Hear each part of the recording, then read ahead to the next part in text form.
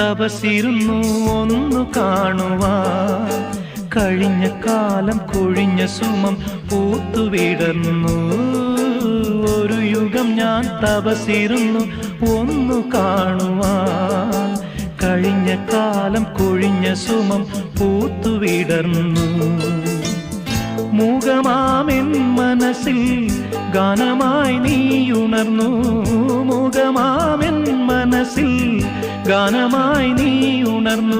ഹൃദയമൃദുല തന്ത്രിയേന്തി ദേവാമൃതം. വൈശാഖ സന്ധ്യേ നിൻ ചുണ്ടിലെന്തേ അരുണ സഖിതൻ അധര കാന്തിയോ.